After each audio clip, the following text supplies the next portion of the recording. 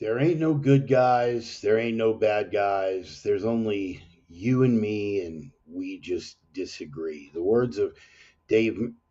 Wait a minute. What? No, that's no. That wasn't the right quote. What? Get get the right one up there, please. Could we? Could we? Bad enough that we're already like out of the starting gate, having to. Could we get this right? Okay. All right. Let's try it. Here we go. All right. Producers, man, what are you gonna do? There aren't any good guys and there aren't any bad guys. There's just us, people, doing our best to get by. Neil Gaiman. What a lovely sentiment. What a lovely little nod to moral relativism for all the trouble that it's gotten us into. But, it's sort of a universal cultural reference, isn't it?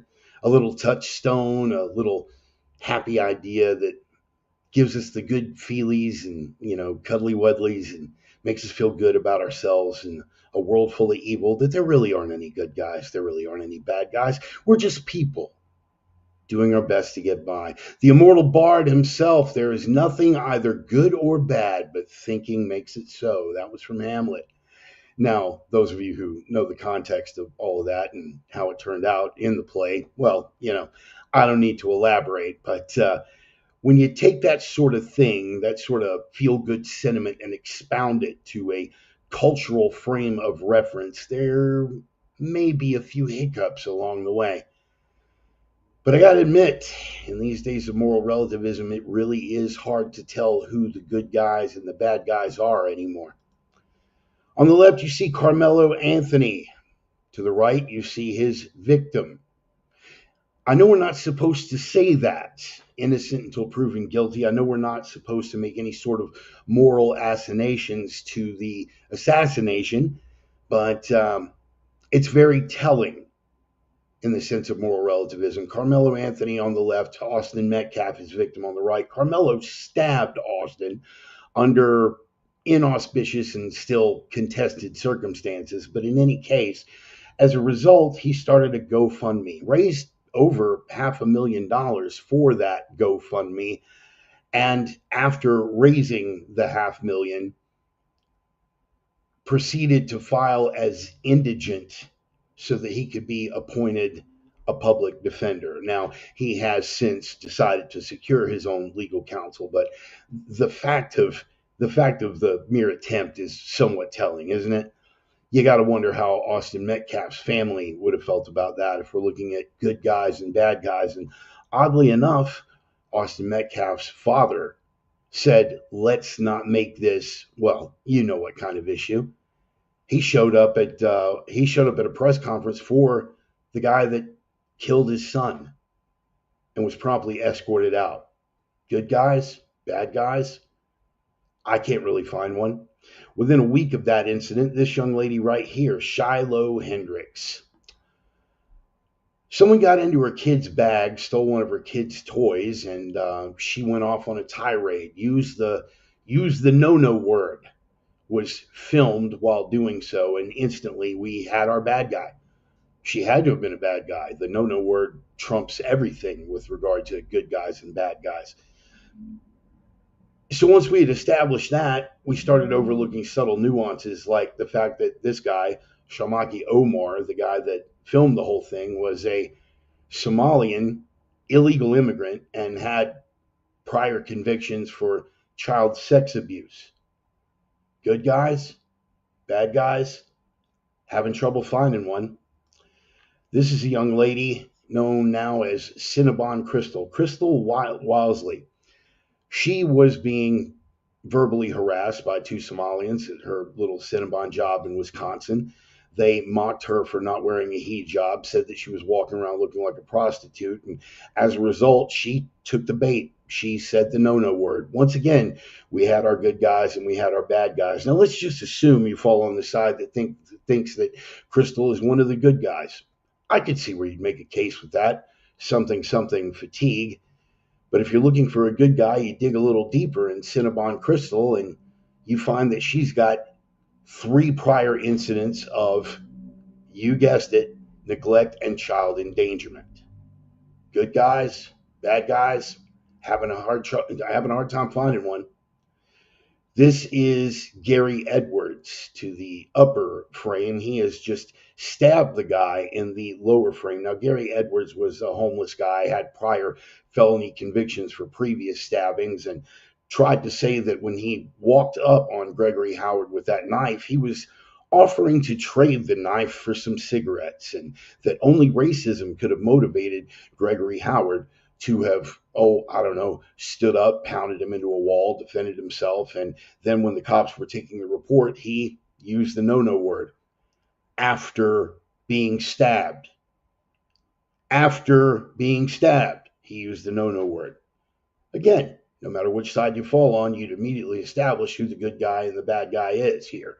Now, obviously, in the grand scheme of things, nothing justifies someone stabbing you over a word. So maybe if you fell on that side, you thought, well, Gregory Howard's the good guy here. But lo and behold, Gregory Howard, while clearly a victim of injustice, when the jury acquitted his assailant, come to find out that Gregory Howard was not a good guy at all. In fact, he's a multiple child sex offender. It gets deeper. This is Oscar Garcia. In the second high profile stabbing in just a few months on the Charlotte rail line, he was allegedly assaulting an elderly woman verbally and then physically, and a guy stepped in. Now we think, wow, a guy steps in. He saved an old woman from being harassed and assaulted by an illegal immigrant. Clearly, we've got a good guy. Clearly, we've got a hero. Kenyon Dobie in that moment was, in fact, a hero. He at least did the heroic thing. But while recovering in the hospital, the cops came to pay him a visit. Why?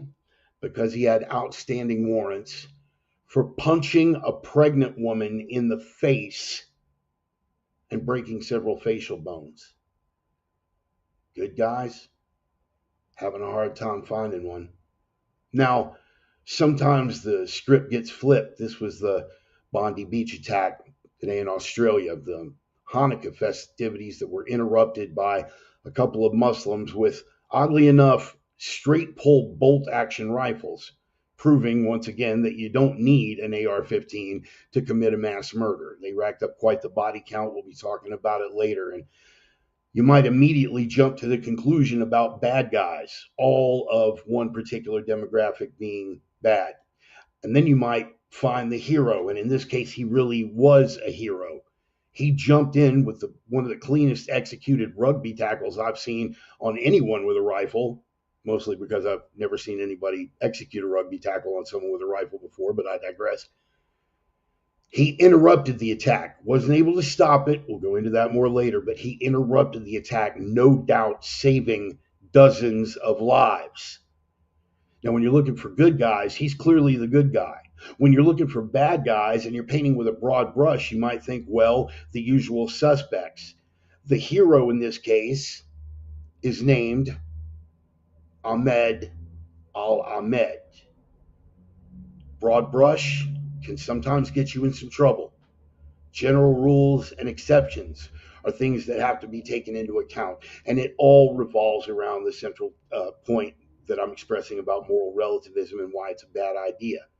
Kader Khan once asserted, there are no good men or bad men. It is what they do or refuse to do that makes them good or evil. That's an argument that I'm more than willing to entertain. Glenn Cook said that evil itself, however, is relative. Good men, bad men, those are arguments that we can entertain, but for evil itself being relative, I'm going to have to draw a line in the sand there, Sparky. Glenn Cook said evil is relative. Analyst, you can't hang a sign on it. You can't touch it or taste it or cut it with a sword. Evil depends on where you are standing, pointing your indicting finger. Again, what a delightful and self-exonerating sentiment for the sake of those people who indulge in what can be objectively labeled as evil. Now, if you want to nitpick about specifics, right, You remember the debate about pornography during the Reagan era. Well, I can't really put a finger on it, but I know it when I see it. But we can't make the same moral assignations to something as clearly defined as evil. Hannah Arendt once said, "The sad truth is that most evil is done by people who never make up their minds to be good or evil." Close, Hannah, very, very close. But I would amend that. The sad truth is that most evil is enabled by people who never make up their minds to be good or evil. And in a culture that supports those delightful sentiments, you can expect more of the same. People will indulge their base instinct toward cowardice. They don't want to put themselves in the line of fire, in the way that they justify those things like cowardice. I know, another vague, indefinable term that really depends on the situation. They exonerate themselves in the interest of self-preservation. Who's to say that the guy that we're running away from or refusing to intervene in is truly good or evil after all? As if we no longer had the moral compass within ourselves to call something objectively evil. Referring back to the Hannah Arendt quote, no better illustrated than this situation right here. Abi Muhammad, and I'm sure I'm pronouncing the name incorrectly, but I really don't care, and neither will you once I tell you what he did. Multiple violent rapes, including one on a 15-year-old girl in the state of Minnesota. Now, that evil is something that was performed. That takes away the whole thing of there aren't good men or evil men. Clearly, this man was evil, or at least behaving in line with what could be generally understood and assessed as evil. But what's more evil? The fact that he did that, and while on release, went on to rape again, thanks to the evil actions of Mary Moriarty, the county processor in the place where Mr. Muhammad was committing those rapes. After several violent rapes, as if there's a non-violent rape, after several violent acts of rape, including one on a 15-year-old girl, she neglected, declined to incarcerate Mr. Muhammad. She turned him loose under community supervision and probation. And what did he do? Predictably, raped again. What was that about? Done by people who never make up their minds to be good or evil? No, I think it's safe to say that he made up his mind to do good or evil, in this case, evil, and that this woman, convincing herself that she was doing good, enabled the evil. We're not allowed. Judge not, lest ye be judged. Again, one of the big three quoted out of context. We're not allowed to make observations, if not judgments, as to evil. Dylan Roof, this young kid, misguided though he may have been, misinformed though he may have been, walked into a church group that had welcomed this kid in like family and murdered several members of that group. Don't tell me that that's not evil in whatever context. And it doesn't matter which side of the racial or political divide you fall on. That act in and of itself is evil. Ashley Wasilewski this week. Picture of her on the left before the man pictured in the middle rendered her what she looks like on the right by throwing acid in her face. There's some dispute as to whether or not they were strangers before the attack. But regardless of them being known to each other, how can you look at someone throwing acid in the face of a woman and call that anything but evil? This is a cartel run out of Mexico in Arizona that was trafficking children for sex. Are we going to go case by case here as well? Because after all, we don't want to be too judgmental over what is or isn't evil. Alyssa Morales, set on fire quite alive and set on fire, burned alive, immolated by a man on a public transit rail. Evil? Find me some good in that. Bethany McGee, same situation. Doused with gasoline and set on fire. The act, clearly evil. And don't give me any claptrap about moral relativism here.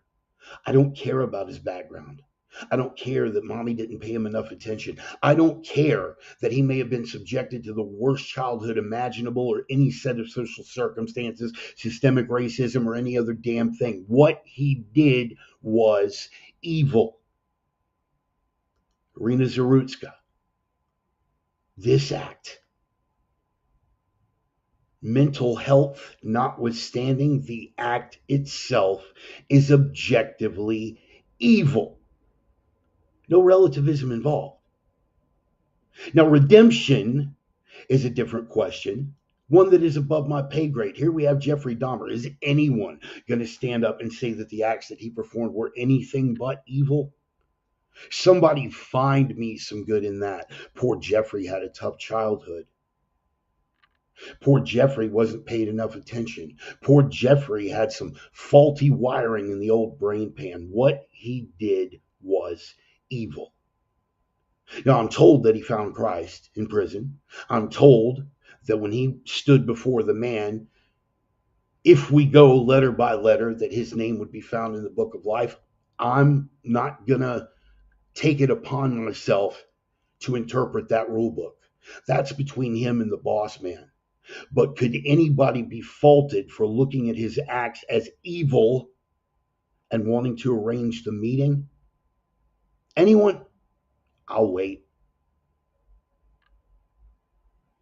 Concepts like authoritarianism, concepts like theocracy seem to be good or evil based on who's in charge and how the people on the receiving end feel about it. The same people who performatively make a ridiculously inordinate deal about the possibility of one day being subjected to this will go to the wall defending an existing culture that makes this happen. And again, when it comes down to evil, sometimes the best way to assess objectively is to look at the victims. When the perpetrators against children subject them to sexualization, mutilation, deception, treachery. You know, if I scan the scriptures, I seem to remember something about millstones. That's on a one-on-one basis in the West, a cultural push in the West, let alone the cultural incompatibility of cultural groups that can objectively, on that basis, be labeled as evil.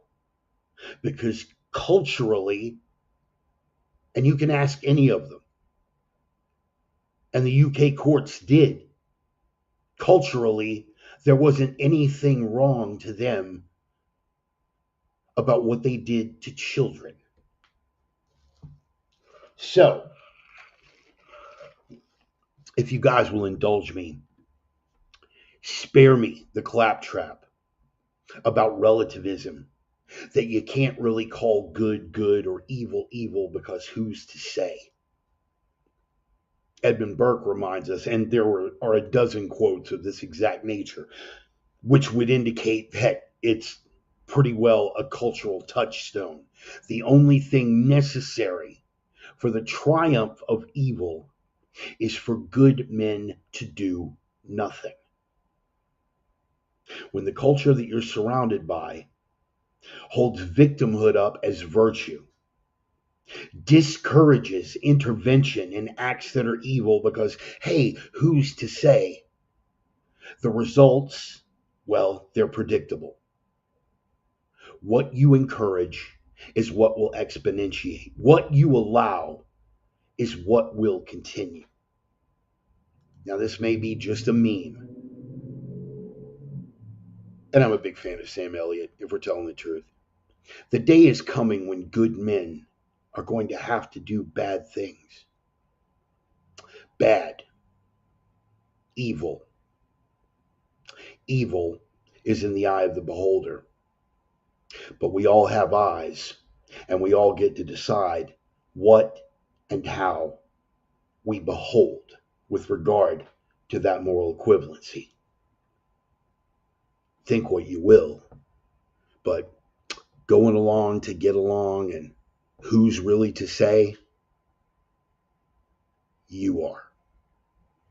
I am.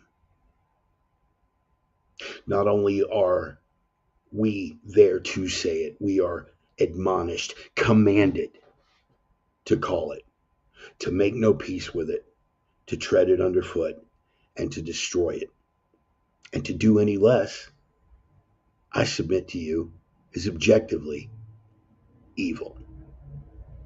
The opinions expressed by the Reverend are his own and no one else's on the planet. Not friends, not foes, not supporters, not detractors, not sponsors, and I cannot stress this enough, certainly not employers. That last one is for the sake of the Doc's Happy Antifa crowd out there. Give it your best shot. They've tried and failed before. In any case, the aforementioned opinions have been adjudicated thought crime in all jurisdictions. Consider yourself warned. They are coming from the heart. They are guided by the mind, and they are guaranteed to stretch open that unwilling maw and stuff you with fistful after black latex glove fistful of the truth until your eye sockets rupture or you accept the truth for what it is. And either way, mission accomplished.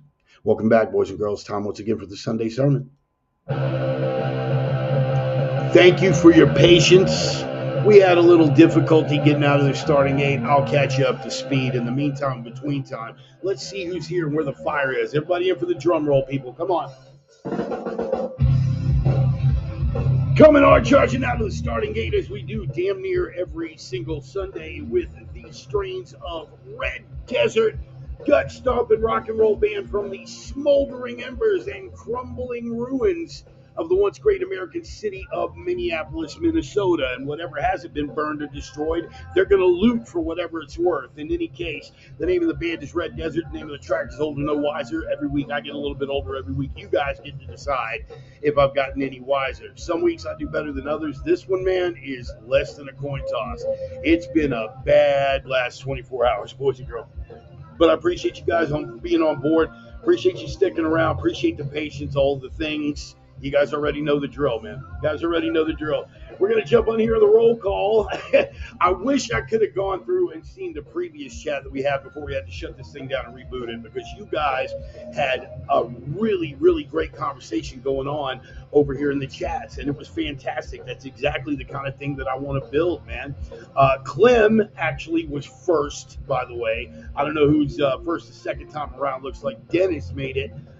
Brother Dennis, OG, Reverend's Ranger and Prophet of Doom, he got it the second time around. But Clem, to be fair, was first before all the hiccups happened. Of course, we got Preacher George on board, ready, set, go. Glad you're here, brother. And, of course, Roman. And if Roman's here, that means his lovely wife, Carrie, is waiting in the wings there somewhere. Let me see who we got. Oh, my goodness, look at that.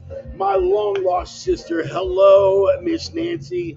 God bless you, sweetheart. Good to see you. Glad you made it out. I don't know if you were around for the first one before the hiccups and everything had to get rebooted, but it was a pain, man. It was a pain. Wasn't really sure. Here I was ahead of the curve, and everything just kind of took a crap on me. But it happens that way sometimes. And again, if that's the worst that happens to me, God gave me a great life.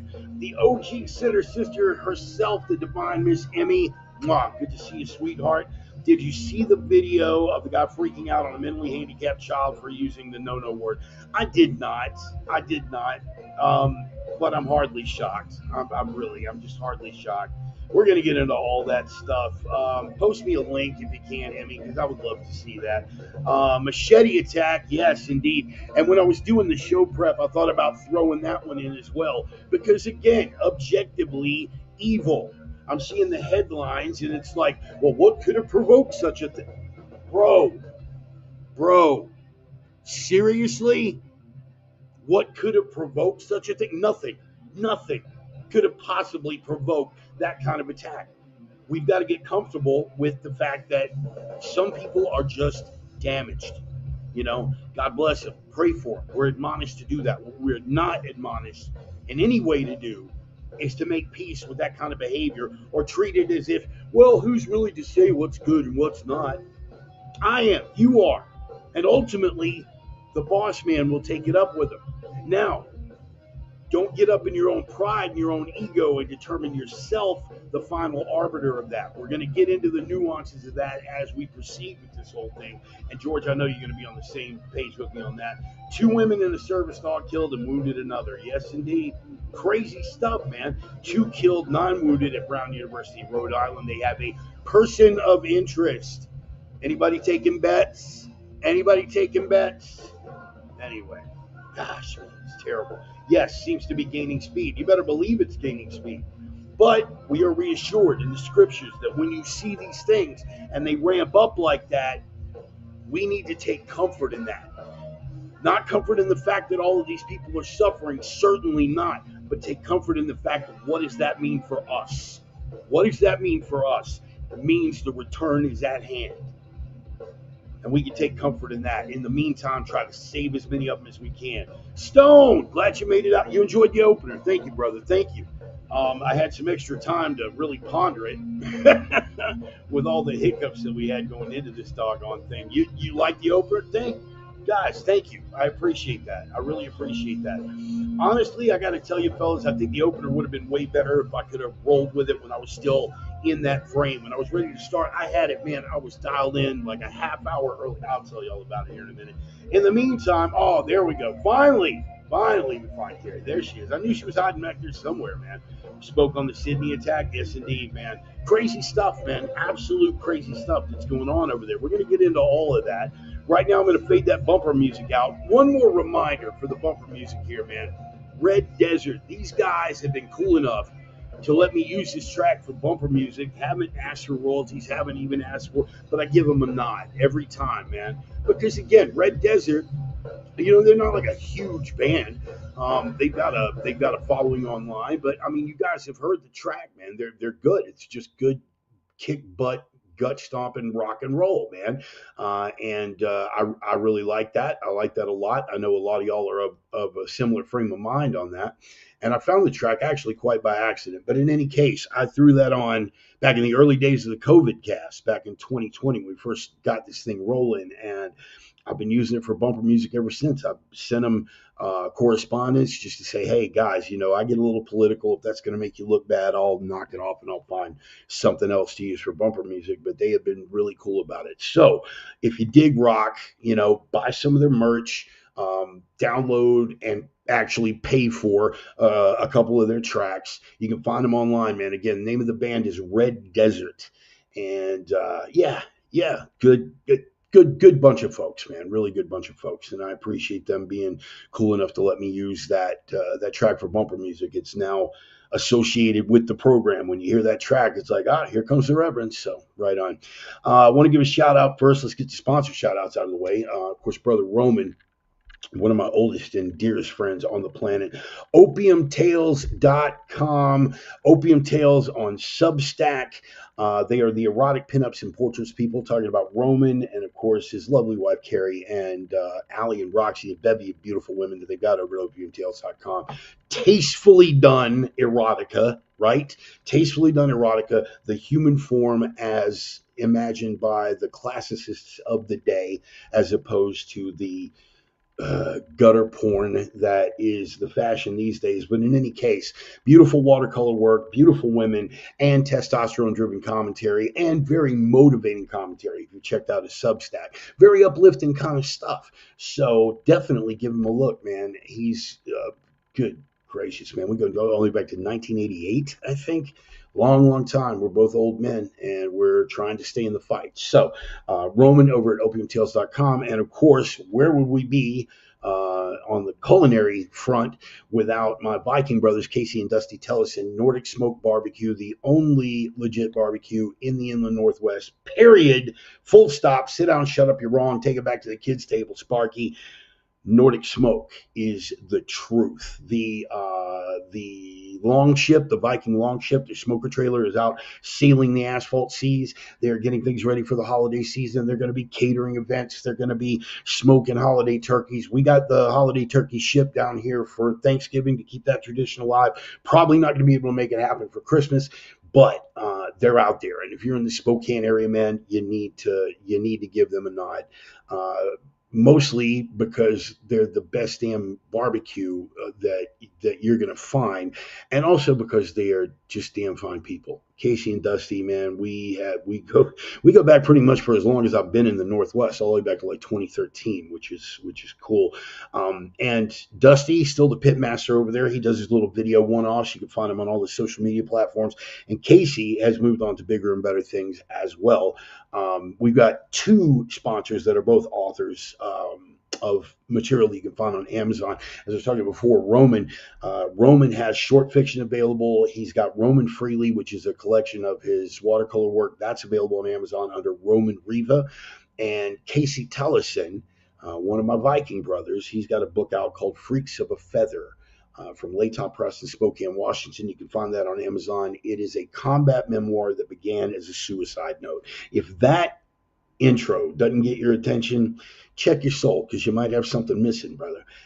Phenomenal. He's incredibly gifted writer. Take care of the people that are taking care of the program and therefore taking care of me. Obviously, still in the motel room, which means I'm still out here working. So the money isn't necessary, but you're going to kick down, take care of the people. It's all about building community, man. Vote with your dollar. If you're going to throw money out, throw it at people who are like minds and kindred spirits. It's one of the few powers that we can still exercise as American citizens anymore. And we want to build that community because, let's face it, folks, the clock's ticking. Just take one look around at all the evil that's happening in the world, and man, who would dispute? Who would dispute? Tick tock, tick tock, man. Clock's running out. Now, for some of us who are in the faith, that's good news because it means the return is at hand and our Lord is going to descend from the skies, with fire in his eyes and a sword to lay waste to the enemies of the kingdom. And we're all hoping to be a part of that. Some of us are not going to get a glorious end. When you look at it, some of the false doctrines that are being sold to the church these days, this pre-tribulation rapture thing that didn't show up until roughly the Schofield Bible, and we can go into Schofield Bible on another day, and we probably will. But this thought that everyone has, particularly the milk toast Martys in the Christian faith, that they don't worry about it. They think that that's cool, man. Carpenter's just going to magic me out of here before everything goes south. And what do you suppose is going to happen to them? What do you suppose is going to happen to them when the Antichrist manifests and they're standing there and they're watching all the things, come apart catastrophically and they haven't been magicked away?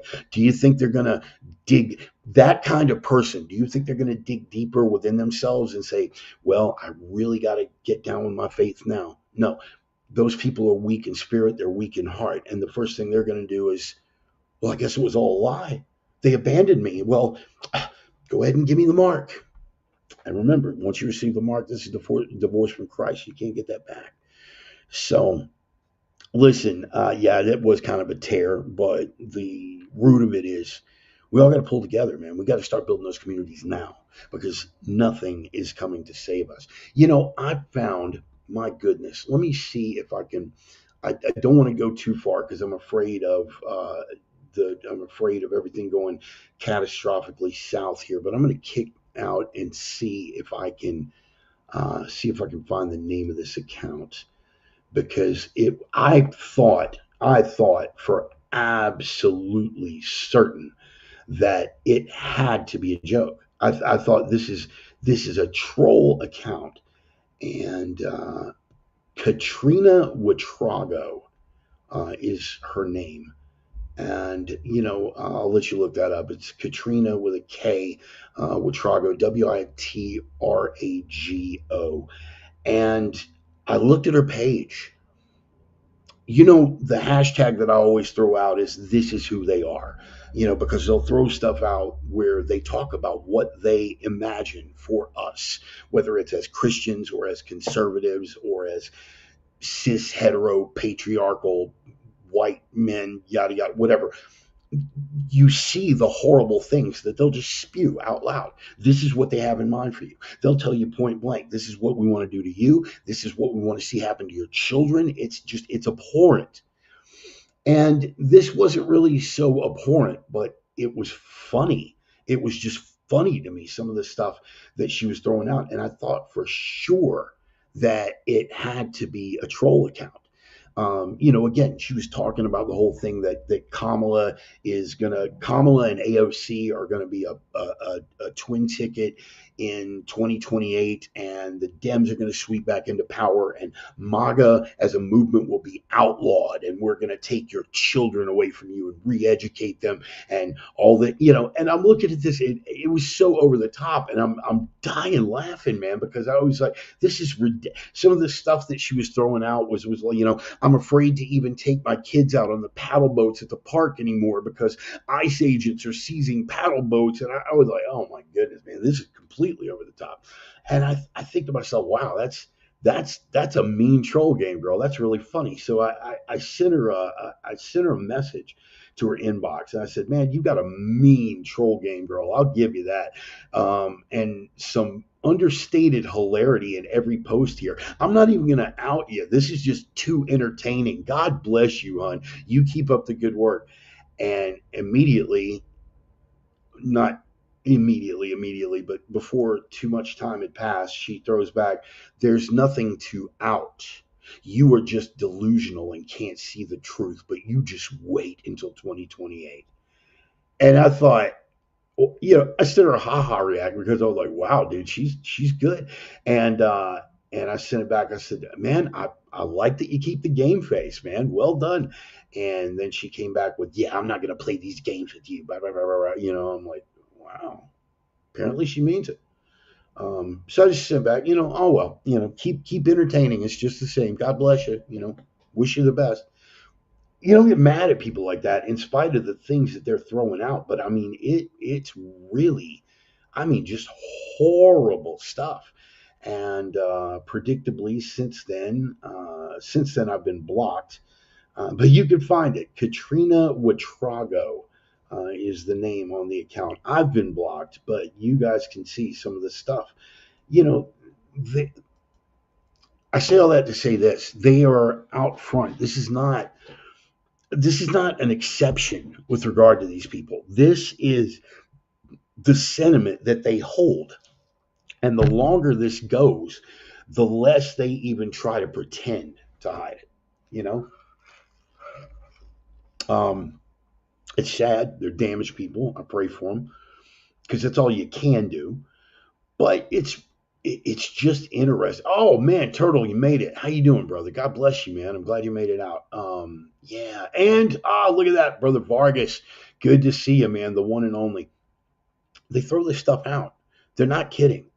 Um, we got to see during COVID what an out of control political left will do if given the power. And technically, the only power that they had was in their own states, but extending themselves the emergency powers and shutting down churches and isolating people from their families and putting all this stuff in.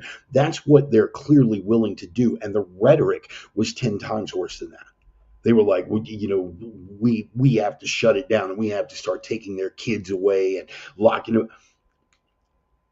I promise you, folks, and I'm not being the least bit hyperbolic, as soon as they get their hands on the mantle of power again, you hear me say this all the time. I take issue with a lot of Christians in the sense of, well, we're being persecuted, like the war on Christmas thing that we're going to get into here. We're being persecuted. No, not yet. Not yet. Not in this country. It's coming. People throw a whole lot of words around too loosely until they become meaningless. And I don't want to see that happen with the word persecution. The left has used things like racist and bigot and fascist and all that. It used it to the point where nothing they've taken the power away from the word. How does a guy like Nick Fuentes happen?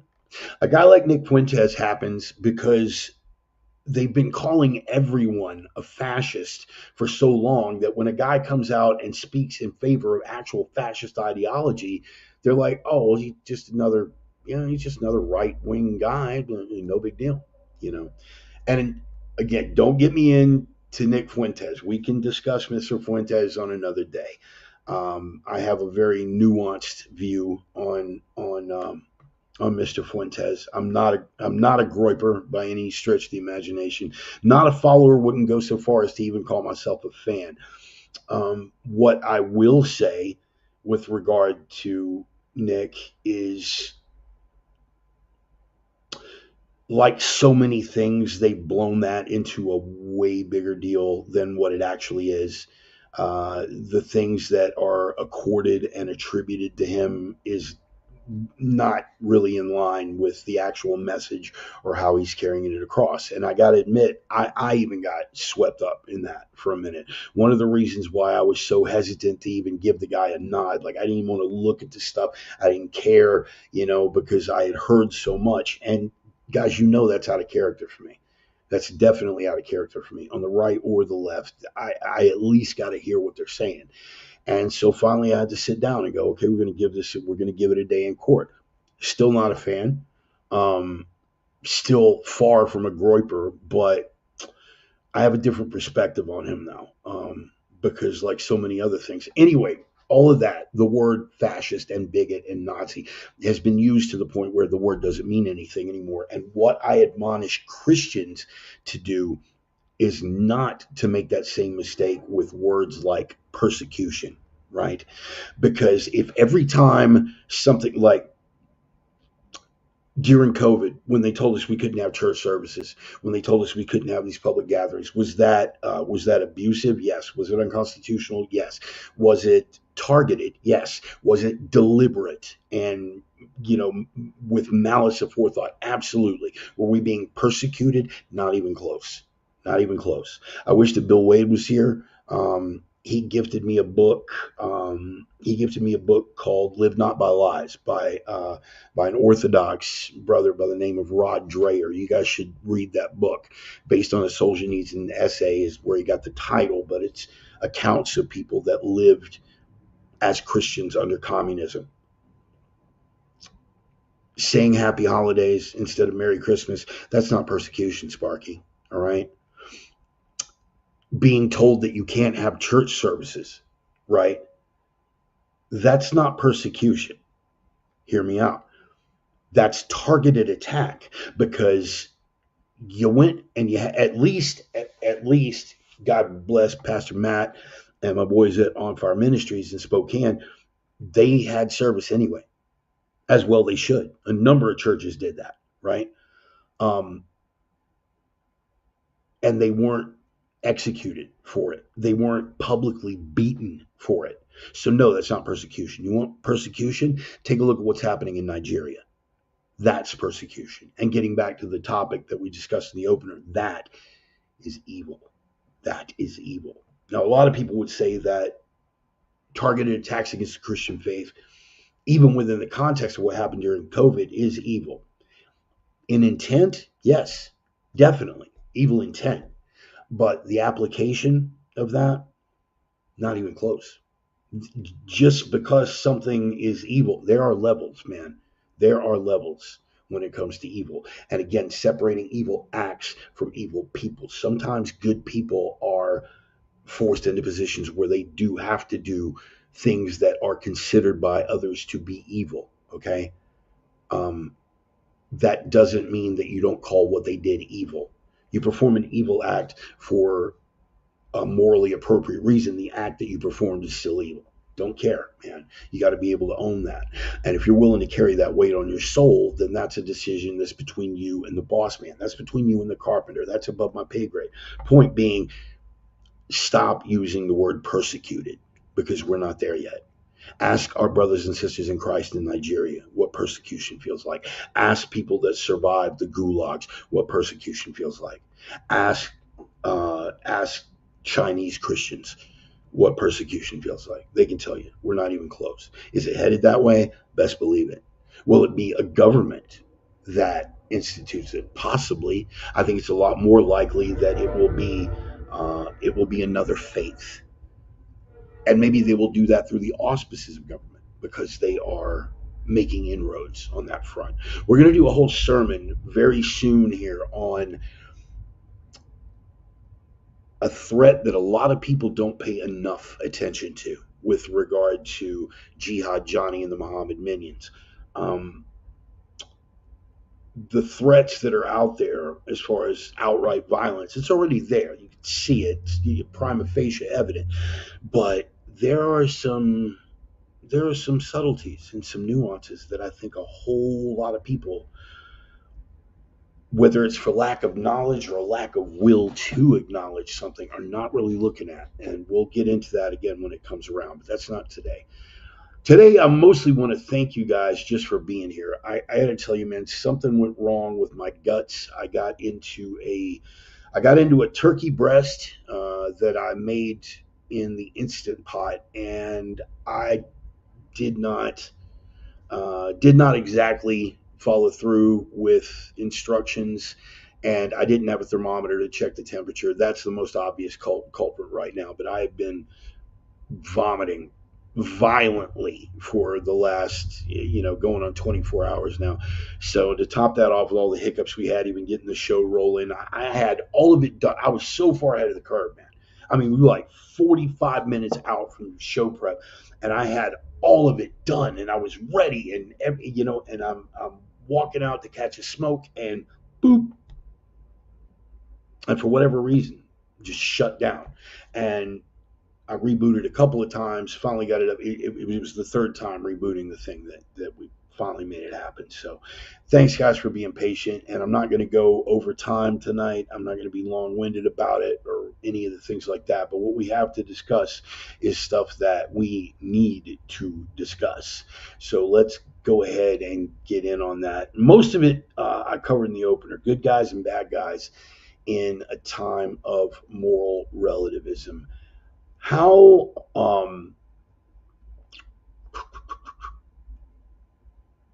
give me some examples over here in the comments, right over here in the comments. Give me some examples of moral relativism as you understand it or as you see it applied in day-to-day life.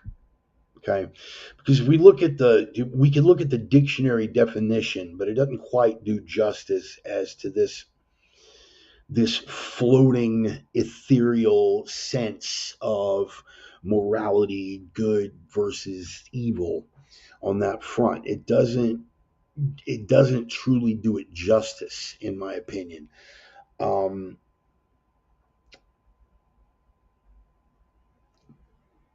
Example on the gender issue, right? You can say I am, whether you're an L, a G, a B, or even a T. You can say I am this. If you are transgender, you can say that you are a trans man or a trans woman. And okay, you want to have the arguments, whether it's clearly it's not biblical, irrelevant.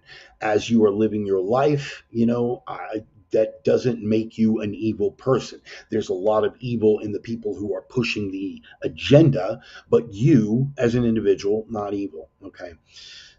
But say specifically within that context, non binary, gender fluid. Okay. More than two-thirds, more than three-fourths, really. Um, of even right leaning Americans will entertain that you identify as a different gender, right? They may bristle at the prospect. They may take the easy jokes. They may say some unpleasant and out of line things, none of which I endorse, by the way.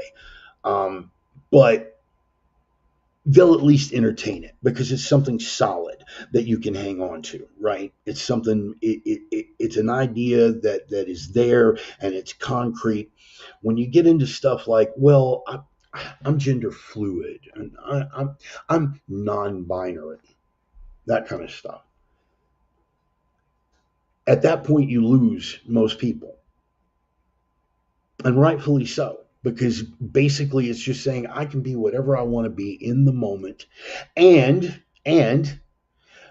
expect to be accorded all of the benefits and respects and everything that comes along with being that side in that moment, right?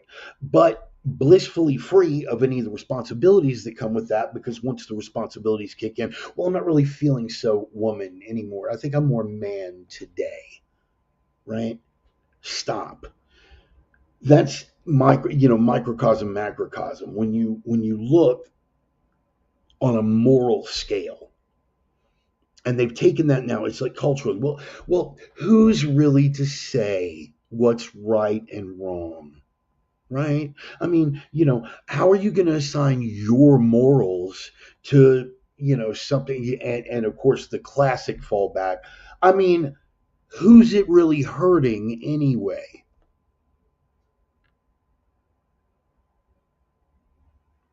The classic, it's where I break from the both the large L and the small L libertarians, right? Brett, hey, glad you made it out. I like that. No, that's perfect. Yes, I want to be special without being special. And typically with people like that, there's nothing in the world that makes them unique. They, as a general rule, you find most of these folks, they haven't really accomplished anything of note. They don't have goals or aims or directions. They don't work for things bigger than themselves, but yet they need something bigger than themselves to belong to. It's the same way that secularism and humanism and wokeism has taken the place of religion for a lot of these people that have no faith, because religion is for stupid people. Okay, cool, great. But what have you made this into now? That's your religion. A key tenet of that religion is that morals aren't really a thing. Ethics are situational, right? I can't really say what you're doing is wrong.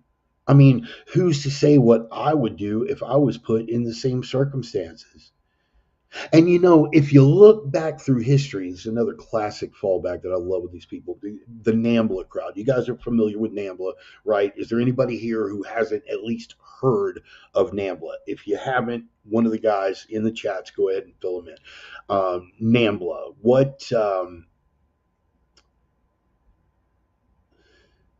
the North American Man Boy Love Association. Okay, this is a good illustrative example for what I'm trying to get across here. Well, who's to really say? Because if you look at through history and even today in other cultures, there are cultures all over the world. I mean, look at Bachabazi in Afghanistan, which we've gone into at length here. I mean, in Afghanistan, it's culturally accepted. In Thailand, Katoi, the ladyboy thing, it's just an accepted part of their culture, right? I can roll with that on the Katoi. Those of you that know my history, I can roll with that. Um, Kids, bro, that's the difference. They won't call something evil. They're It's not that they're incapable. It's not that they don't recognize it. They're unwilling, and they will find anything in the world to just establish as well. It's all relative. Who's really to say? We're not really to say what is or isn't good about grown men touching little boys. We're not allowed to have an opinion on that, because in Afghanistan and other places like in sub-Saharan Africa, several nations that I could name, it's culturally accepted that the little boys just service the elder men in the tribe. No, no, man, no. And I know that's an extreme example, but it has risen to a level where they are incapable. They will always find a justification, and they will reference those other cultures, right?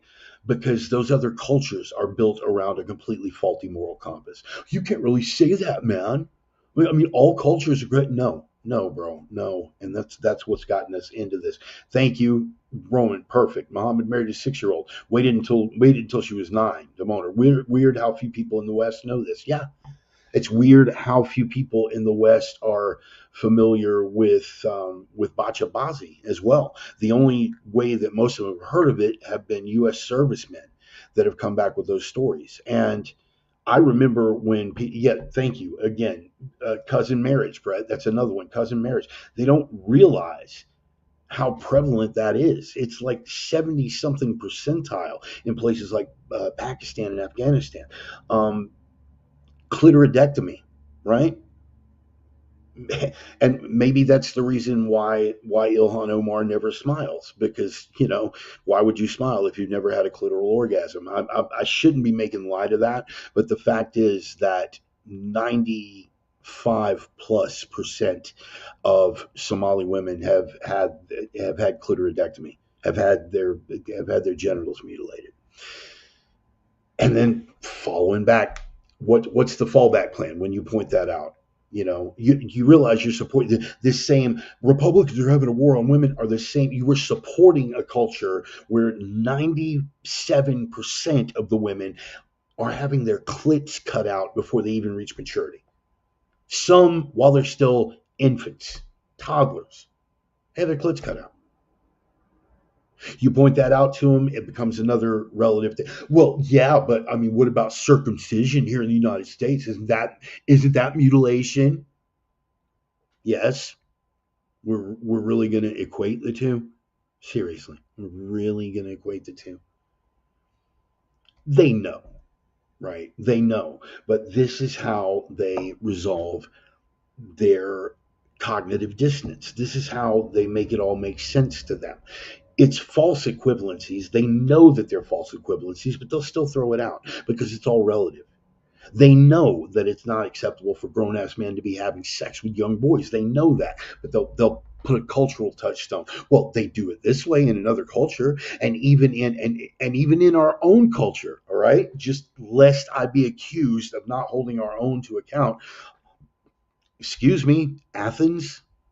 Okay, we've got that in our history too, boys and girls. We do. We can't just look at the glories of the West without looking at some of the stuff that we've kind of grown past. Don't you think? Okay. So, yes, it's right for them to call out the fact that Athenian culture, it was 100% A OK. In fact, they even made reference to it in 300 for people that don't have the historical perspective. They understand the cultural reference, in that dialogue where he's addressing the Persian messenger. It's like, well, I'm told the Athenians turned you down, and if those boy lovers can reject you, well, we as Spartans have our, these are true things. But it's false equivalencies, guys. It's like the ones that will always, when all religions are equally violent. In doctrine, maybe it's a stretch, maybe in doctrine, right? How about in practice? You want to compare the relative body counts, and what is the first thing that they're going to say? Oh, wait, go ahead. What's the first, when you say, okay, well, let's compare body counts, what's the first thing that they bring up? I'll wait. Go ahead, guys. Go ahead. Very first thing that they'll bring up every single time. What? Come on, guys. It's the C word. You guys know. Mm-hmm. Mm-hmm.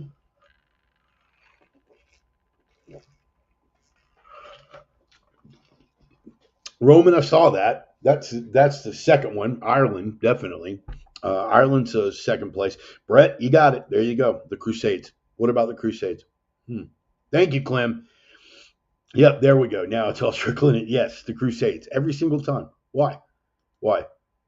First of all, I wasn't aware that we were having this conversation in the 1300s, but even conceding the Crusades were a defensive response to literal centuries of Muslim aggression. So even if you were to concede the point, it's still completely out of context and completely fallacious. And they know this. But it's relativism, bro. It's all relative. Who's to really say, bro? Who's to really say, right? Going back to the opener, right? How about this cosplay? Every time the abortion discussion comes up, every time, essential reproductive health for women, blah, blah, blah. Okay, give me a percentage of what percentage of abortions that are performed are medically necessary. But even leaving that aside, this is the go to. This is the go-to. Every single time, that's the go-to. Handmaid's Tale. That's where it's headed. It's going to be a theocracy, right? And that would be terrible. That would be terrible for a theocratic government, to hand over things like that and say all women have to dress in these red things and they have to bear children on demand and all that. That would truly be horrible, wouldn't it? Right? And they could be like stoned to death for adultery. You know what I mean? Like if they step out on their husbands, they could be like publicly beaten and executed, right?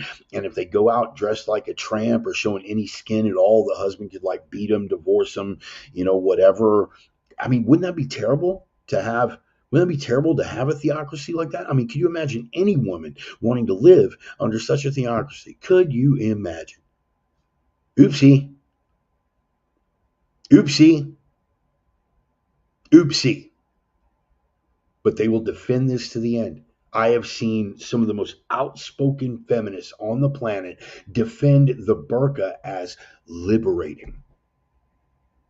Google search, guys. I'm not making this up. They're wrong and they know that they're wrong. Okay. The cognitive dissonance is, I want body armor made out of their cognitive dissonance because clearly nothing gets through that. Nothing. They will excuse, they will equivocate, they will build the false equivalencies, they will make the comparisons, all these things to avoid having to acknowledge that there is an objective good and an objective evil. It's a problem, man. It's a problem. They have a very, very difficult time assessing that. I got to drop something on here because there was. Oh, here we go. Good. Yeah, I knew there was one that I did not include in the show prep when I was putting it together, but it was one of the quotes that I wanted right at the end of the opener, and it was this one from Dennis Prager. And you can feel how you want about Dennis Prager, right? I don't care. If there is no God, the labels good and evil are merely opinions. They are substitutes for I like it and I don't like it. They are not objective realities. And that's when you can jump in. Well, there are no objective realities. I'm living my truth. I'm living my truth. If your truth says that you can jump off a building and defy gravity, why don't we experiment with the validity of your truth? Like it or not, there are absolutes in this world. Now, you can say, again, good men having to do evil things doesn't make the act that they have to perform any less evil, right? And there are a lot of evil men, performing evil acts that are capable of good. That is another truth. It's one of the most terrifying facets of human nature when you think about it. You guys know what's my favorite film of all time. You guys already know. Apocalypse Now, right? My favorite scene in that film, Kurt's monologue on horror. Absolutely brilliant. Even more so for the fact that he was out of his head at the time and just riffing. But what he came up with there was so brilliant. When he talks about, we went into the village to inoculate. I'm not going to do my Kurt's impression. I'm not going to bore you guys with that. Charlie would. Charlie be like, not again. Please don't do the Kurt's. Please don't do the Kurt's. We went into a village to inoculate the children from polio. We were leaving. Man came running after us. He couldn't say. We went back there, and they had come and hacked off every inoculated arm. There they were in a pile of little arms. And I cried. I wept like some grandmother. I wanted to tear my teeth out. I didn't know what I wanted to do. And then it hit me like I was shot with a diamond bullet right through the forehead. And I thought, my God, the genius of that. The genius. And he goes on. that these were men, trained cadres, who had families, who had children, who were full of love, but had the strength to do that. Could anybody make a case that what they had done was anything less than evil? Right? And in their heads, they had rationalized that they had done that for the perfect reason, to strike terror into the hearts of the enemy, to do whatever needed to be done to crush the enemy.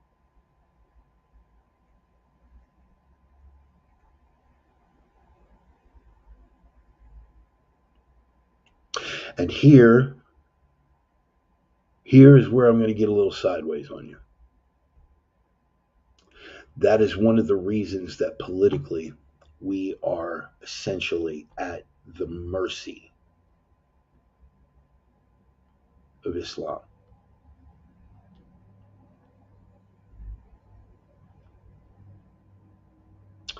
Because in those cultures, there is no issue with performing any manner of atrocity to an infidel. And God forbid an apostate, but for the sake of discussion, infidels. Anything goes. Anything goes. Lie, taqiyya, we've been over that before. They are lying to our faces right now. The Milquetoast Marys and the Pollyanna Brigade. No, you just don't understand. It's really a religion of peace. You want to know? You want to know what administration first threw that out? Religion of peace. Let's see how good your historical knowledge is on that. What was the president that made religion of peace as a descriptor for Islam? What president was it that sold that to the American people? What? And under what circumstances? There you go. Thank you, Roman. Boom. GWB. Why? There you go. They are peaceful until, thank you, Brett. Thank you. They are peaceful until they aren't the minority. And that is a condition of their doctrine. Read it. They lie directly to your face until they get just this much ahead, and then they start flexing. First, it's, oh, look at us. We're the downtrodden victims. Accommodate us. We want to be here. And then it's like, well, okay, now you've got to, now you got to start making special exceptions for us. Oh, what? I thought you guys were a democracy. I thought you guys had freedom of religion. Well, you have to. You have to let it. Okay, fine. And then we do that.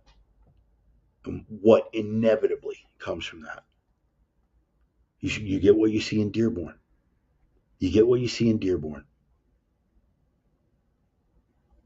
It's all relative. And the sad part of it with white liberal women in particular is because I really don't think, I think in their heart of hearts, deep down, they know. They know. They have to recognize that this is not okay, particularly when you point it out to them. If you tried to dress them as a handmaid, they would lose their ever frippin' mind. But a burqa? That cognitive dissonance is so dialed in that as Islam overtakes Christianity, or even secularism in the West, that the transition will be seamless. They never would have put on, how dare you as a Christian tell me that I have to dress as a handmaid. But once Islam comes to fruition, well, I'm honoring their culture. And since they are in charge now, it's my duty to honor their culture. No more. We don't make allowances for that anymore. I would love nothing more than to go along and get along. Love nothing more than that.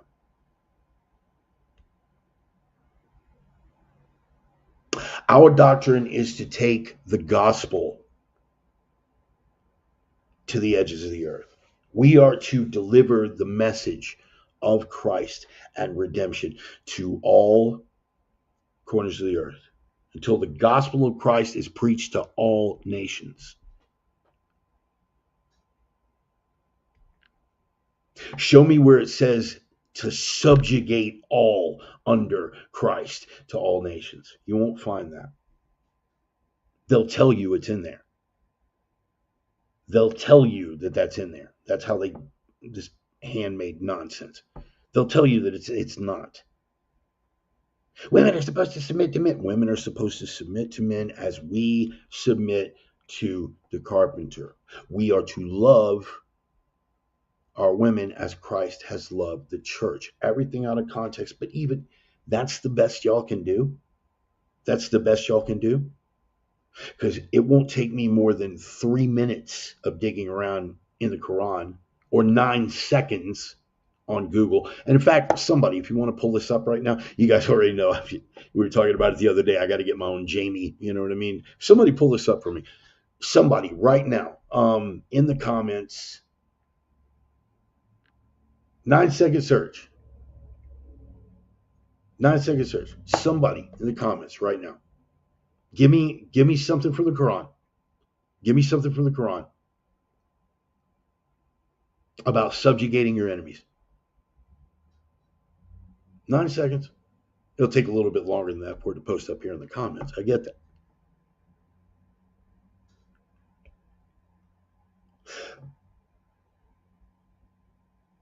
It is not the same. And that's how they play the relativism game as well. Well, you can't say anything about this insert religion that kills everyone here. You can't say anything about them because all religions are basically no, they are not. Not even close. You want to do the body count? They'll do the fallback every time. Well, what about the Crusades? Again, we going all the way back to the 1300s. How about pull me up something more recent? Well, what about Northern Ireland? That was Catholics and Protestants in one nation, a small one.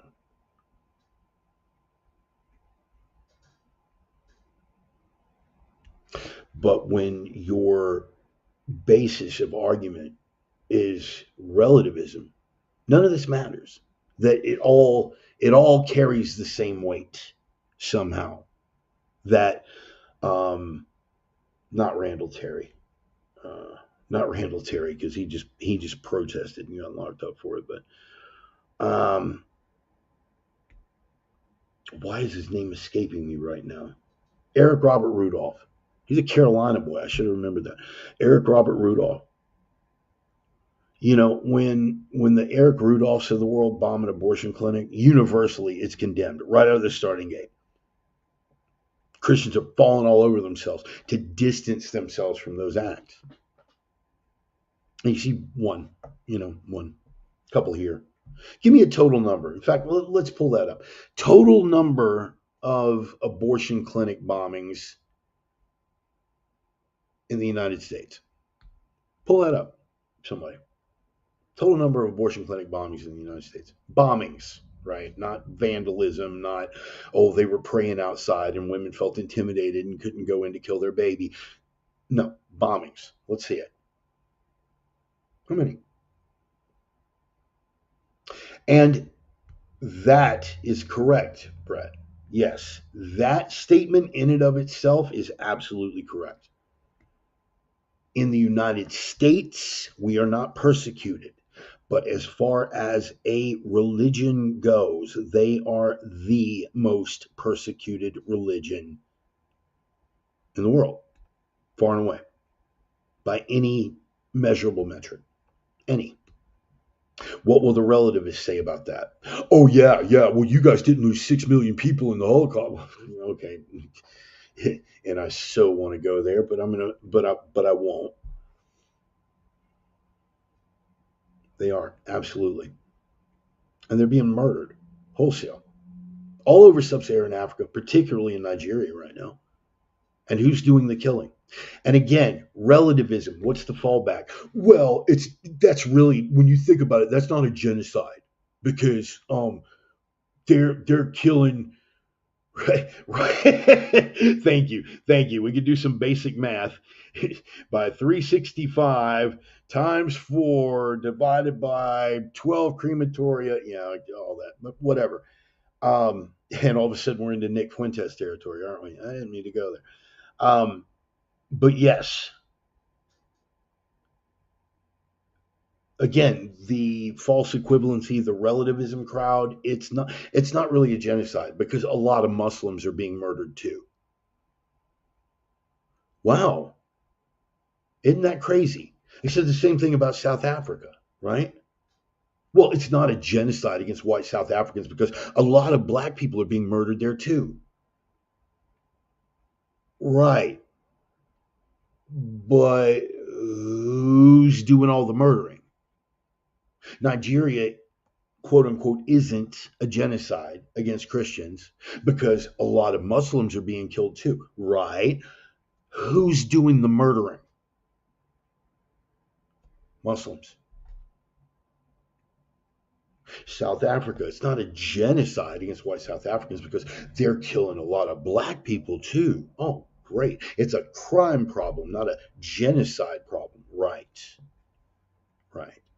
Just like Rhodesia, right? Just like Rhodesia. That was Rhodesia and Mugabe sending his insurgents to butcher the white farmers. That wasn't that was a crime problem that just got out of hand, right?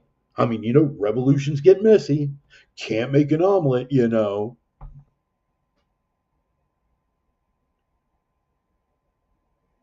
It's absurd. They know what evil is. They just don't have the courage to call evil evil.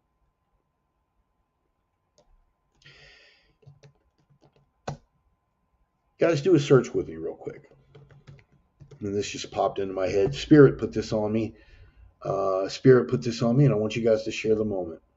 Canada assisted suicide program. Just that. Canada assisted suicide program.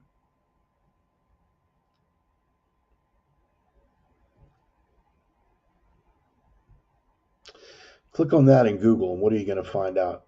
Assisted dying now accounts for 1 in 20 deaths in Canada. Since we're talking about evil,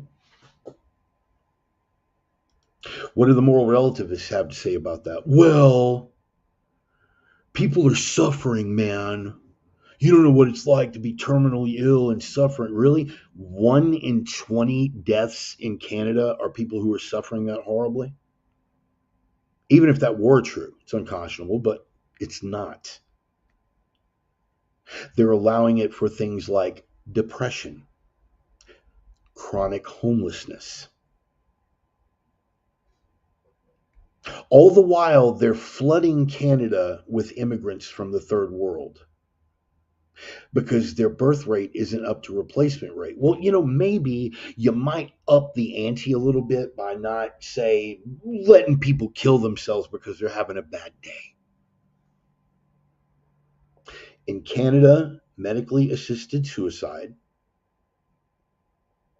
and be honest, over here in the comments, be honest. Before I just brought that up, how many of you guys had even heard about that? Honestly, how many? Yeah. Yeah. It's the only kind of ad that features white people anymore. Every other ad, from sodas to Snickers bars to socks to underwear, is all, it's got to be a mixed couple, it's got to be black people, whatever. But the suicide ads, the age, the MAID program, all white people in the ads. All. While they fled the country with third world immigrants. I know. Just crazy conspiracy theory, whatever. Thank you. They're trying to get rid of white Native. They aren't. Yep, they aren't suffering. They can't. They get treatment due to the shithead. Yes, absolutely right. Absolutely right. Brett, I would have figured you'd know that. You and Roman both, I would have figured that. But a lot of people, you would be amazed when you bring that up to people. People have no idea. They've heard they've heard that euthanasia is a thing in Canada. That is something that's available. But 1 in 20. It is literally one of the leading causes of death in Canada now. Now, since we have AI and we have Google and we have Grok, why don't you go a little deeper down that rabbit hole? What percentage of people dying under the MAID program, medically assisted suicide, what percentage of the people dying under that are white?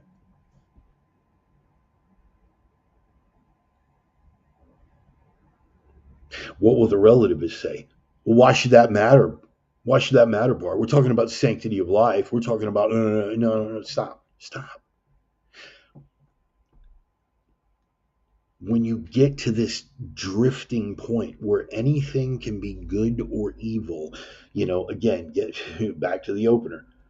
Getting back to the opener, what was it? And this was Shakespeare in Hamlet. There is nothing either good or bad, but thinking makes it so. Gaiman, who I freaking detest, by the way, and I know that's blasphemy in literary circles, but I've never liked the guy. There aren't any good guys. There aren't any bad guys. There's just us, people, doing our best to get by. Stop it. Stop it, bro. Stop it. These are people who have lived milquetoast lives that have never confronted any serious adversity. As a general rule. As a general rule. But they can't call evil evil anymore. Oh, you think I'm just singling out people? What did we go over in the opener? Who's this kid? Who's this kid? Dylan Roof? He had a Rhodesian flag, bro. Yeah, so what? What he did to those people was absolutely wrong. There's no justification for what that kid did. None. I dare somebody to try to find a justification for what that kid did. There's none. What he did was objectively evil. But let's be honest, white liberal women, if the script were flipped and it was a black kid that had done that at a white suburban church, you wouldn't be able to call it evil. You would find a rationalization that they had treated him badly and because of systemic racism and they made him feel isolated and da. No? Oh, you wouldn't. You wouldn't. Right. Okay. Well, then how come y'all don't keep that same energy for a dude like this? Again, multiple rapes. Where are you, War on Women crowd? Where are you? Where are you? Multiple rapes, including a 15-year-old, and this judge turns him loose. And I'll go you one better. I'll go you one better. When the whole thing broke about the Somali community, the guy in question is Somalian, clearly, light bulb moment. When the scandal broke, she went public and said that the roving bands of Somalians that you hear about is no, there aren't roving bands of Somali criminals. There are, by the way, and documented. There aren't roving bands of Somali criminals. There isn't an inordinate amount of crime being committed by Somali immigrants. There is. That it was all, and why? Why? Because she cannot, again, that white liberal woman thing. They are incapable of calling evil evil if it disturbs their pre-existing narrative. And that pre-existing narrative is that we're all the same, and if anything, we're terrible people that we owe the world somehow. Whatever. That's why they can't entertain an idea as concrete as evil or good. And their idea of good, even in a relative sense, is terrifying. Terrifying to me. When you have no anchor, you can literally justify anything. You can do things without a conscience. Getting back to what set me off in this rant in the first place, that's why we keep losing to Islam. Because to a Muslim, a non-Muslim is an infidel. We're not even human. They don't have any compunction whatsoever. There's no limit to what Allah says that they can do to us. No conscience about it. Well, in the scriptures, man, God made his people do some. Yeah, oh yeah. That fire and brimstone Old Testament God, I'm all about it, bro. Go in and kill them all, leave nobody standing. Every last one of them, kill them, crush them, burn them out of existence. Yes, absolutely. That has been in the scripture. Yes, the Old Testament Jews did that. They did. Certainly. The Catholics, when they were spreading Roman Catholicism and butting heads with all the pagan cultures in Europe, horrible, horrible atrocities. You better believe it. There's a support group for that, historically speaking. It's called Everyone. To be fair, we should put that on a timeline. Forever. The law of conquest. Simple as that. Which the relativists will freely acknowledge when we are on the receiving end of it. When they are overwhelming us in our own indigenous countries in Europe, when they are overwhelming us by population, when they are bleeding us dry, what will the relativists have to say about that? Well, you deserve it for all the bad things you did during colonialism. Oh, okay, cool. And how could they have avoided all the things that we did? Oh, they could have fought back. They could have fought back and prevented that, and they didn't. Maybe some of them did, and we were just better at it. We don't even get the decency of a fight. Who's that on? That's on us. Cowardice. You think I'm calling out everybody else here? I'm calling out us. That is rooted in us. We have no sense of self. And when we do have sense of self, it's a complete ego-based self. Self-interest means all for me. I got to get that money. I got to get that car. I got to get the best looking hottie. I'm not worried about that. There's nothing bigger than me. It's all about me, me, me, me, me, me, me, me, me. We've adopted that. Have there been outside forces deliberately trying to emasculate us culturally? Absolutely. Better believe it. Better believe it. They've been largely successful, and we are seeing the results. We're getting to see the results play out in real time.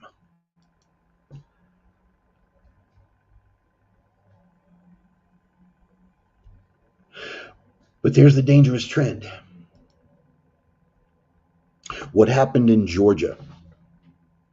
That young lady, the acid attack. I don't think that the black guy that threw acid in her face is a Muslim. Could turn out that he is. When you hear acid attack, again, this is the thing about being able to call good and evil. You hear acid attack, you know who did it. If you hear about an acid attack in Europe, who did it? A Muslim. You know that.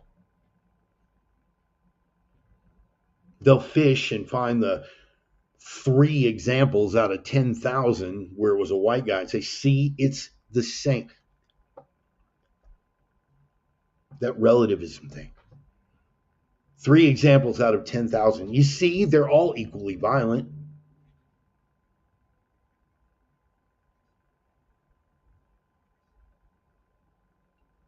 Or white Europeans beat their wives too. They've always got an out.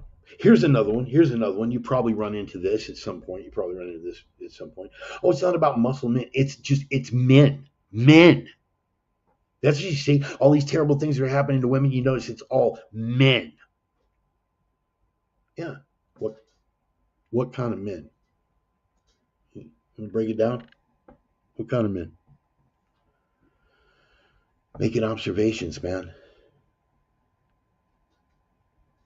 The relativism people, they don't get it. They stop, stop. No, that's not true. They get it. They know what they're doing. But it's cowardice. Cowardice, cowardice for white liberal women basically comes down to an exercise in self-preservation. Okay, they want to make sure that whoever winds up at the top of the heap, that they and their offspring are going to be okay. I get that. It's evolutionary defense mechanism. Make sure that whichever man or group of men wins this battle, that I'm on the right side of them. Then you hit them with what that looks like, and they're not quite ready to get to that reality. I want you to imagine what is going to happen to liberal white women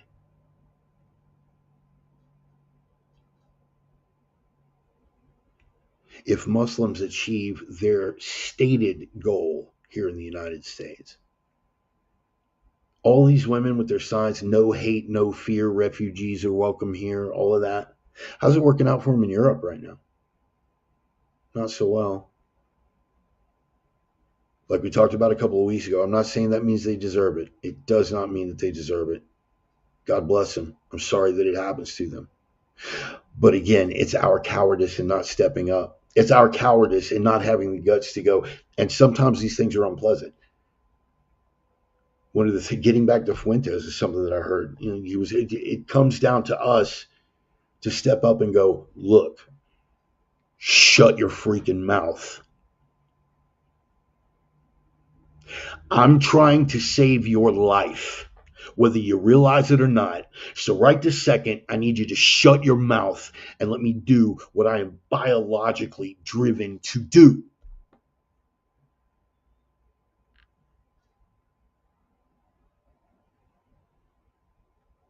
But as men in this country, we don't have the guts to do that. Whether we're afraid of how it might look upon us socially, whether we're afraid that we might not get laid again. And that's the big part of it, particularly with the simp crowd men. I hate that. Absolutely hate that. The male feminists, oh, they're my favorite. I'll say anything. I'll simp all you need me. Just please don't quit having sex with me. Let me explain something to you, okay? As far as motivators, and this is an overshare, and you're not going to like it, but this right here, you see that? See that? Right there. Yeah. This was the only sex partner that I had for the first 17 years of my life. One more day is not going to kill me.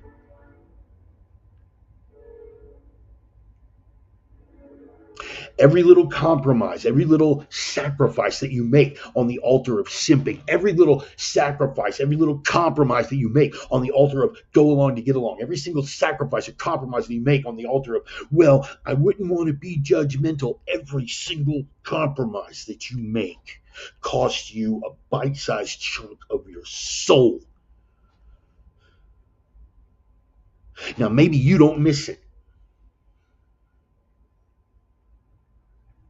but the rest of us are trying to pull our heads together. We would like very much to not go extinct.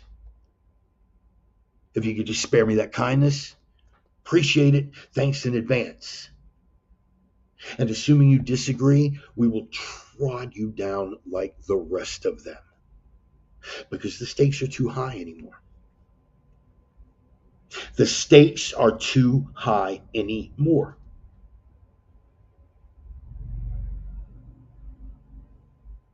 For us walking in the faith, it's easy because we know how it ends. But for y'all don't understand what we're trying to spare you from. It's not a matter of who wins. It's a matter of how ugly it has to get before we get there.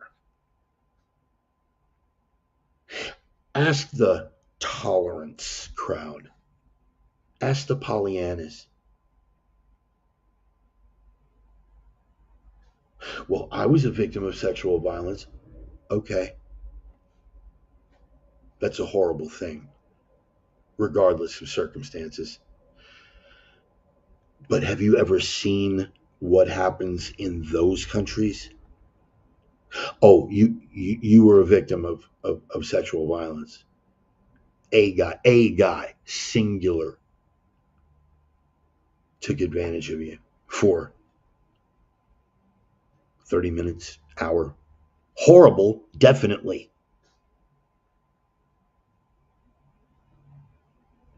But how about some of the things that we've seen come out of Rhodesia? How about some of the things that we've seen come out of South Africa? How about some of the things that you see in every Muslim nation on the planet where they sodomize your children in front of you? Where you gotta sit there and watch that. They let you live long enough to do that before they take off your heads. You don't understand. You can't even call something evil on the most base level because you don't understand the true depth of evil. Getting back to the Kurtz monologue from Apocalypse Now, it is impossible for words to describe what is necessary to those who do not know what horror means. Tragically enough, we're getting to see it twice in the last 2 weeks. Attacks on women, gasoline set on fire.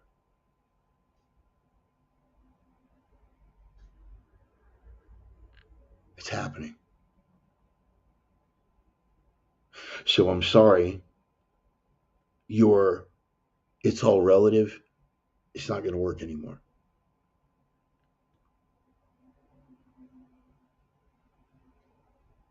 We are admonished and commanded to recognize evil and to call evil evil, to make no peace with it, to destroy it. If that offends your delicate sensibilities, we're not in it for the thank yous. We'd never get them anyway because you can't fully even contemplate what we are saving you from. We would very much appreciate it if you did just shut up and stand aside and let us do what needs to be done. But if you can't even give us that much of a compromise, we'll work around you or over you because we simply don't have the time anymore. The stakes are too high. If Australia didn't prove it to you, again, the relativism even goes so far as to how the search results come in. It used to be you took specific propaganda ministers to put this kind of stuff together, but it's insane. 15 killed in Bondi Beach shooting, carried out by father and son. Turns out the father and son pair. How's that for family togetherness in Australia? I asked about France canceling Christmas events. Paris cancels the open air concert at Champs Elysees. Why? Security concerns. Why? What? What security concerns? I'm sorry, are the Lutherans going to do something? But you can't call it evil. Christmas events canceled in Europe. Now here's where it gets really entertaining. AI is even learning how to hedge. It's beautiful. While widespread cancellations of Christmas have not occurred across Europe, some specific markets and a major New Year's Eve concert have been called off because of heightened security threats and other localized factors. Isn't that great? Paris, Germany, UK, Christmas markets in Germany canceled due to unrelated issues. Yeah, like all the barricades that they had to put up, all the concrete barricades they had to put up, that was unrelated issues. Oh, they weren't canceled over that. Getting back to the Kurtz monologue, they lie. What do you call it when the assassins accuse the assassin? They lie. They lie, and we must be merciful to those that lie. That doesn't mean we don't work around them. That doesn't mean we don't work around them. And it certainly doesn't mean that we roll over and play dead. I don't care that people are so disturbed by the truth that they are incapable of accepting it. I don't care about the intellectual gymnastics. I don't care that better than half of people who would have considered me a friend just a couple of years ago don't reach out to me anymore. The trash takes itself out. What did the carpenters say? If you deny me in front of your fellow man, I will deny you before my Father in heaven. You are not going to catch me renouncing anything. I stand for the carpenter. I stand for the kingdom. I stand for my faith, for my blood, for my people, for my civilization. I stand for Christendom. Without apology and without equivocation. I would thank you to just accept that and stand aside.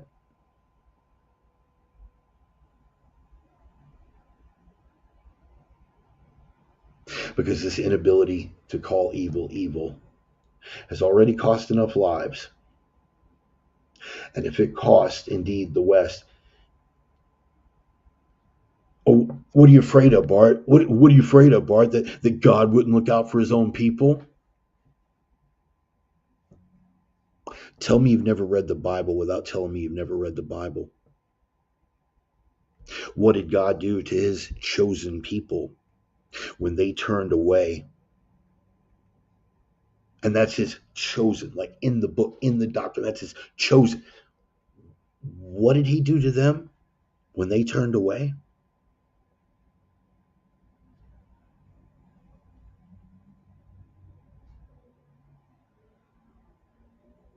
Boss man's got a lot of patience.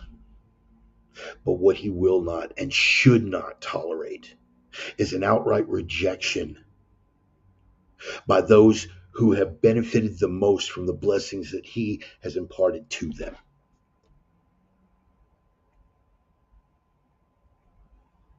And this godless nation is long overdue.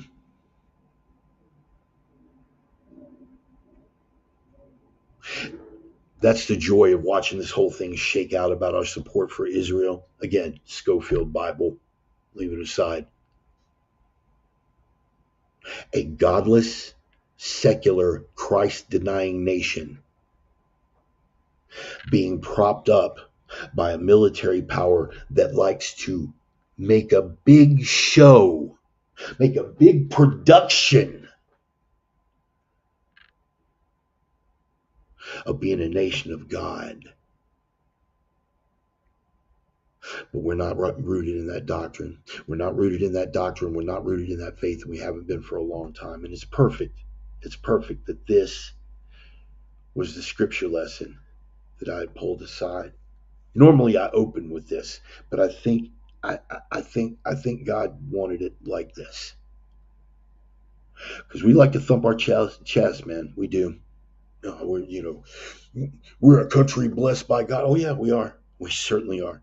And we're really, really showing our appreciation, aren't we? No, we're making a big production of being blessed by God and helping another godless nation on the other side of the world, to show how much we care about what's in that word without what is one of the things Philip Anthony Mitchell's always saying. Yeah, plenty of speeches, no scriptures. Plenty of podcasts, no scriptures. So I'm going to give you a little bit of scripture about where we stand in the pecking order and see if you can't figure out who is who right now between Americans who are Christians and between Americans who follow Christ. Let's see if you can figure out which is which right now from the book of Luke. Chapter 18, verse 10. Two men, this is the carpenter talking, by the way. This is the carpenter's own words. Red letter edition, Sparky. You ready? Two men went up into the temple to pray. The one a Pharisee and the other a publican. Tax collector, agent of the state, if you didn't know. One a Pharisee and the other a publican. The Pharisee stood and prayed thus with himself. You ready? Big production. God, I thank thee that I am not as other men are, extortioners, unjust, adulterers, or even as this publican. Pharisaical. My brother Omar turned me on to that little adjective, and it's become a favorite. Speaking in a pharisaical sense, speaking as a Pharisee. Pharisee stood and prayed thus with himself: God, I thank thee that I am not as other men are, extortioners, unjust, adulterers, or even as this publican. I fast twice in the week. I give tithes of all that I possess. And the publican, standing afar off, would not lift up so much as his eyes unto heaven, but smote his breast, saying, God be merciful to me, a sinner. I tell you, this man went down to his house justified rather than the other. For everyone that exalteth himself shall be abased, and he that humbleth himself shall be exalted. That's the words of the carpenter, bro. So for all these people that put it out there of how morally virtuous they are, I'm not even talking about people who share the faith. I'm talking particularly about people that are outside the faith. Look what a great and moral and virtuous person that I am. I don't judge people. I'm not doing this. I'm not doing that. I must be favored in the eyes of God. Like that one comedian. You remember the comedian during COVID? Clearly, God loves me the most. And then fell out.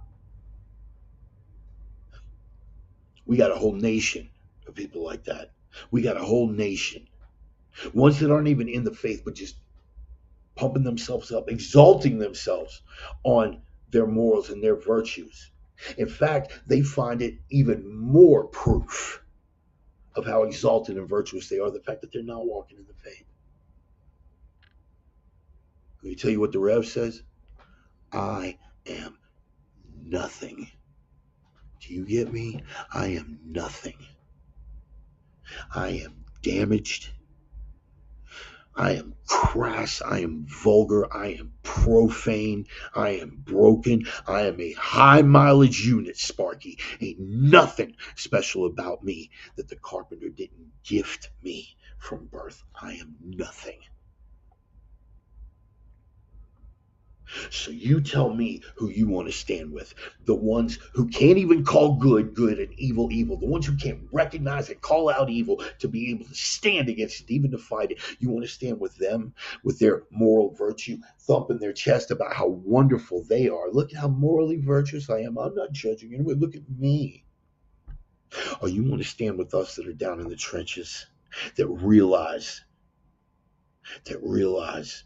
every morning when we get out of bed, every night when our knees hit that floor before we pray, every morning before our feet hit that floor, we roll out of bed, that we acknowledge that we are damaged cases doing our best to be better, that we are broken men, saved only by the grace of God, nothing more. That doesn't mean we go out all boastful. It means we strive to do what the word has admonished us to do. That we strive to stand in the face of evil and call it evil. That we strive to do the most we can to bring his children home, to speak truth, to speak the light of his truth into other people's faces. And just pray that something gets through. What did it say about that publican? He wouldn't even look up. Pharisee all making the big production with his big hat and his curly Q staff. I tithe. I fast twice in a week. I'm not like these wretched vermin. No, you know what, bro? I am that vermin. I am that wretched. I am that sinner. walking around in full realization that the only thing that separates me from the damned is the grace of the carpenter, the blood of the Nazarene. That's it. And with that comes a responsibility to carry that and do the best that I can for every other damaged case walking out here that needs to come home. And part of that is being able to recognize good and be able to confront evil. So for my sake, I will stand for the Nazarene. I will stand for the kingdom. I will stand for Christendom. I will continue to speak what I know to be true. If it short dicks every cannibal on the Congo and hair lips every hillbilly on Buck Creek, I am in it to win it, bro. I'm in it to win it. Spoiler alert, I read the book. We win. So if I seem like I'm being a little excessive, no apologies. None. I am the Reverend. That is the gospel. I'm going to close with a prayer. Lord God, I remain rooted in humility and gratitude for every gift that's been bestowed upon me. I pray for the souls, the spirits, and the strength of everybody who is gathered here, all those that love them and those that they love. I thank you for your protective hand around us as we go through our day and your guiding hand before us as we move forward. Grant us the discernment to know what evil is and the strength and the courage to call it out and to face it, no matter what it costs. No matter what it costs. What price could we possibly pay that had not already been paid tenfold by the sacrifice of your son at Golgotha all those centuries ago?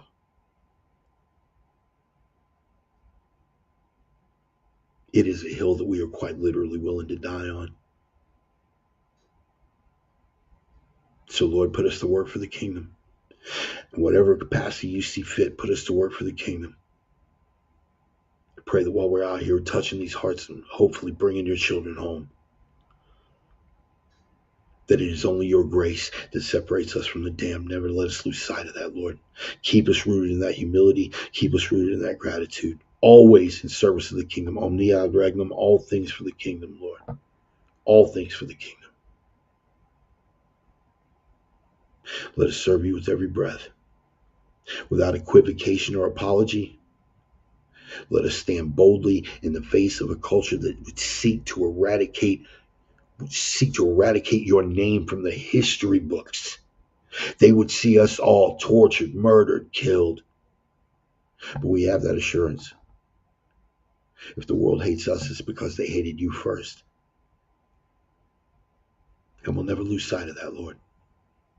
Keep us grounded in the mission that you have set aside for us. I thank you for your divine plan and our infinitesimal, small place in it. Nothing but gratitude for that small place that you carved out for us. In the holy name of the Nazarene, come before you in counsel and prayer in the mighty name of Jesus. Amen and amen and amen. I appreciate y'all. Thank you.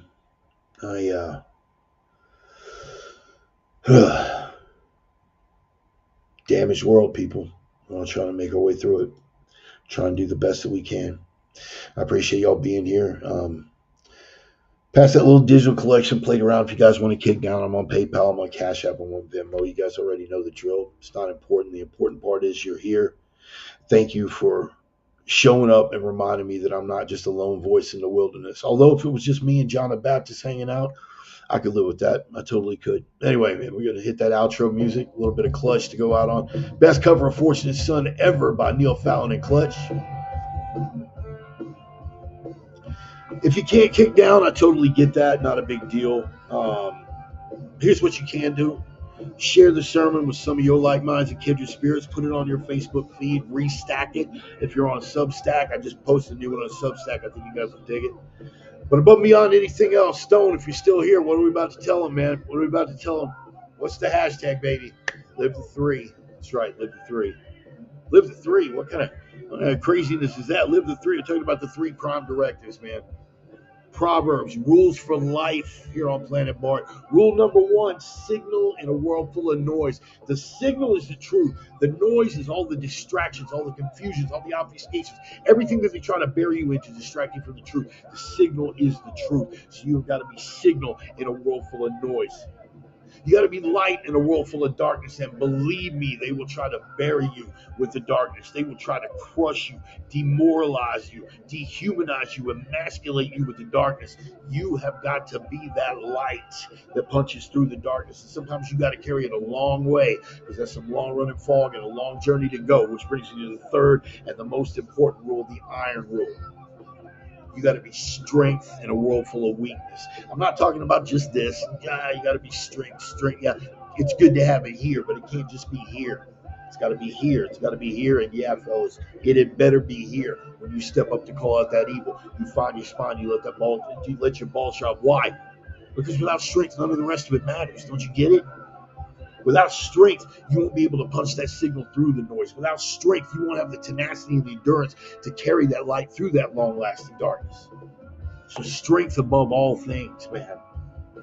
And when you hit your knees at night, and you better be hitting your knees at night, when you pray for that strength, but you also pray for clarity and discernment because the father of lies is out there. He's the one bringing the noise. He's the one bringing the darkness. You have got to be the signal. You have got to be the light. And that strength, you got to pray for discernment because he is out there trying to trip you up.